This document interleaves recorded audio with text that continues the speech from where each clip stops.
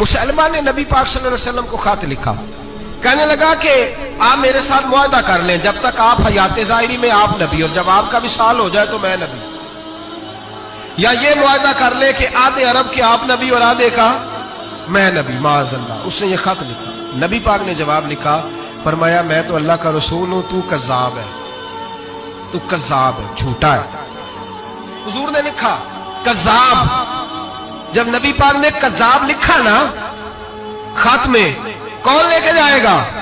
اب اس کے دربار میں جانا ہے، حالات بڑے خطرناک ہیں، اس کے گرد بندے بھی ہیں، اور اس کے گھر جانا ہے، مشکل مرحلہ ہے۔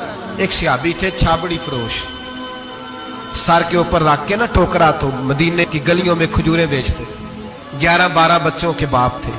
کون جائے گا؟ اور جسمانی طور پہ بھی کمزور تھے، فٹافٹ اٹھے، کھجور کھا رہے تھے، ہاتھ کھڑا کر کے کہا حضور کسی اور کی ڈیوٹی نہ لگانا، میں جاؤں گا۔ جب یہ لفظ کہے تو ان کے منہ سے کھجور کے ٹکڑے گرے صحابہ کے چہروں پر۔ ایک صحابی کہنے لگے پہلے کھجور تو کھا لے، بڑی تجھے جلدی ہے بولنے کی، کھا تو لے۔ کہنے لگے اگر میرے کھاتے کھاتے ڈیوٹی کسی اور کی لگ گئی تو، کسی اور کی لگ گئی تو کیا کروں گا، جلدی ہے مجھے۔ حضور سید عالم صلی اللہ علیہ وسلم نے نا اپنا نیزہ دیا، گھوڑا دیا، فرمایا ذرا ڈٹ کے جانا، اس کے گھر جانا ہے۔ کہا محبوبہ فکر ہی نہ کرے، فکر نہ کرے۔ صحابہ کہتے ہیں اس طرح وہ نکلا جیسے کوئی جرنیل نکلتا، اس کا انداز ہی بدل گیا، اس کے طور طریقے ہی بدل گئے، وہ یوں نکلے جیسے کوئی بڑا دلیر آدمی جا۔ حضور نے بھیجا ہے نا، نبی پاک نے بھیجا ہے نا، انداز ہی بدل گئے، طریقے ہی بدل گئے۔ مسلمہ کے دربار میں گئے، وہاں ایک شخص جو بعد میں مسلمان ہوا، وہ بتلاتا ہے کہ جب حضرت حبیب بن زید پہنچے نا تو نیزہ ہاتھ میں تھا، زور سے گاڑا جا کے اس کے دربار میں، زور سے گاڑ دیا زمین پہ۔ مسلمان نظر، کون ہو؟ آپ فرمانے لگے تجھے چہرہ دیکھ کے نہیں پتا چلا میں رسول اللہ کا نوکر ہوں؟ ہمارے تو چہرے بتاتے ہیں ہم رسول والے، ہمارے تو چہرے بتاتے ہیں نبی پاک والے، تجھے پتا نہیں چلا کون ہوں؟ کیسے آئے ہو؟ فرمایا یہ تیرے خط کا جواب لایا ہوں۔ بادشاہوں کا طریقہ یہ تھا کہ خط خود نہیں پڑھتے تھے، ساتھ ایک بندہ کھڑا ہوتا تھا، وہ خط پڑھتا تھا۔ مسلمان نے اس کو خط دیا، پڑھو۔ جب اس نے خط پڑھا تو لکھا تھا تو کذاب ہے۔ اب سب نے سن لیا، اکیلے میں ہوتا تو چلو بات اور تھی، سن لیا سب نے، آگ بگولا ہو گیا، آنکھیں سرخ ہو گئی، جلال برسانے لگا۔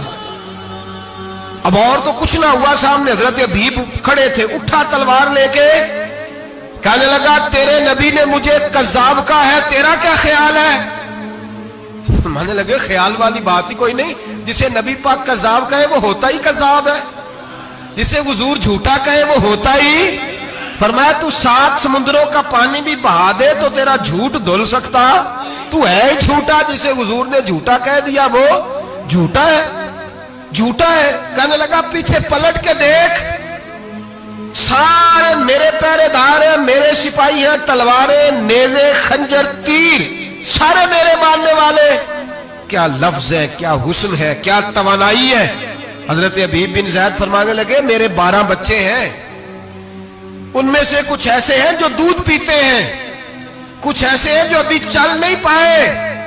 میں جب رسول اللہ کا پیغام لے کے نکلا تھا تو میں نے پلٹ کے بچے نہیں دیکھے تو تیرے پہرے دار کیسے دیکھ لیں؟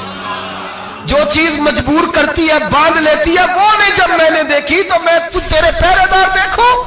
جو جی میں آتا ہے کر، غلامان محمد جان دینے سے نہیں ڈرتے، یہ سر کٹ جائے یا رہ جائے کچھ پرواہ نہیں کرتے۔ فرمایا ان کو نہیں دیکھا جن کو دیکھنا چاہیے تھا، تجھے دیکھوں؟ میں اکثر کہتا ہوں کٹ لگ جائے نا ہاتھ پہ تو نمازیں رہ جاتی ہیں، جماعتیں چھوٹ جاتی ہیں، طبیعتیں بگڑ جاتی ہیں، مشکل ہوتا ہے، تکلیف آئے تو سنبھلنا۔ یہاں ہلکا سا بچھو آ کے کاٹے تو شور ہو جائے گا، جمعے میں لوگ اٹھیں گے، اللہ مجمع بکھرے گا، اوہ بچھو آ گیا، حالات بگڑ جائے، چھپکلی پیروں پہ گرے تو لوگ اٹھ دوڑتے ہیں۔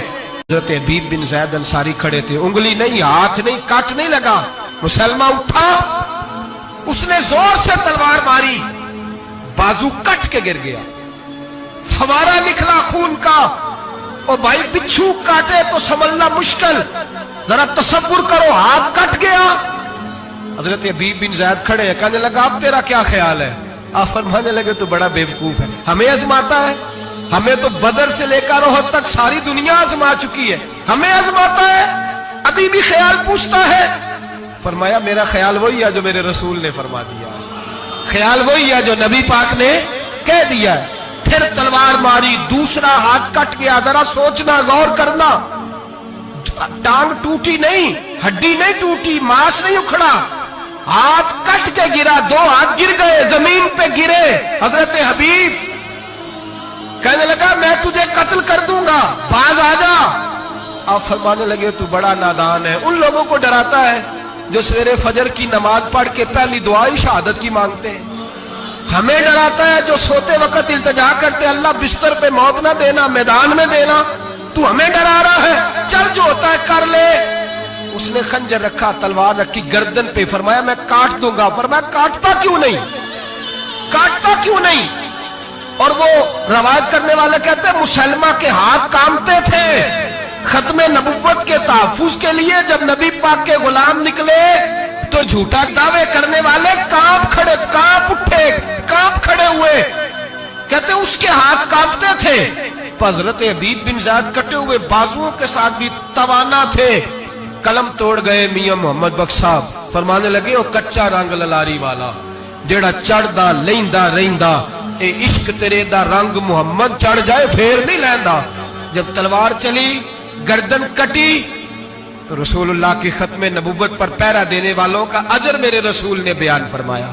میرے نبی نے اجر بیان کیا، ڈگری جاری فرمائی، سند کی حضور نے. وہاں گردن کٹی اور جہاں مدینے میں حضور کی آنکھوں میں آنسو آئے.